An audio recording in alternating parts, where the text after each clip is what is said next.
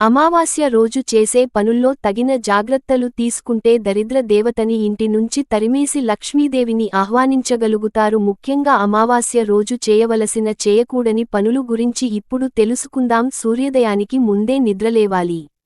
ఆ తర్వాత కూడా నిద్రపోతే జ్యేష్ఠాదేవి మీ ఇంట్లో తిష్ట వేసుకుని కూర్చుంటుంది. అమావాస్య రోజు తల స్నానం చేయకపోవడం కూడా దరిద్రమే. అందుకే తలస్నానం చేయాలి. ఎట్టి పరిస్థితుల్లోనూ అమావాస్య రోజు కొత్త దుస్తులు ధరించకూడదు. మధ్యాహ్నం సమయంలో నిద్రపోకూడదు. అమావాస్య రోజు రాత్రి భోజనం అసలు చేయకూడదు. మధ్యాహ్నం భోజనం చేసి రాత్రి పలహారం తీసుకోవడం మంచిది. అమావాస్య రోజు ముఖ్యంగా తల్లిదండ్రులు లేని వారు పెద్దల పేర్లు చెప్పి నీళ్లు వదిలితే ఇంట్లో శుభ ఫలితాలు ఉంటాయి. పితృదేవతలకు ప్రీతికరమైన నువ్వులు గుమ్మడికాయ దానంగా ఇవ్వవచ్చు. అమావాస్య రోజు గడ్డం తీసుకోవడం, జుట్టు కత్తిరించుకోవటం, గోర్లు కత్తిరించడం చేయరాదు. ఇలా చేస్తే దరిద్ర దేవత నుంచి అసలు తప్పించుకోలేరు. అమావాస్య రోజు తలకు నూనె అసలు రాసుకోకూడదు. అమావాస్య రోజు లక్ష్మీదేవిని పూజించడం, పితృదేవతలను తెలుసుకొని నమస్కరిస్తే ఆ ఇంట్లో అంతా శుభమే జరుగుతుంది. శాస్త్రం ప్రకారం ఈరోజు కొత్త పనులు, శుభకార్యాలు చేయరాదు. కొనసాగుతున్న పనులు నిలిపివేయాల్సిన అవసరం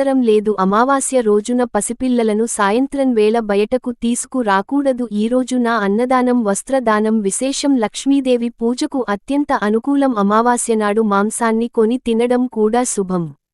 అమావాస్య సమయంలో ఎలాంటి మాంసాహారాన్ని రుచి చూసినా మీ జీవితంపై ప్రతికూల ప్రభావం పెరుగుతుంది. ముఖ్యంగా అమావాస్య సమయంలో మీరు గోధుమలను కొనుగోలు చేయకూడదు. చెడు ప్రభావం చూపిస్తుంది.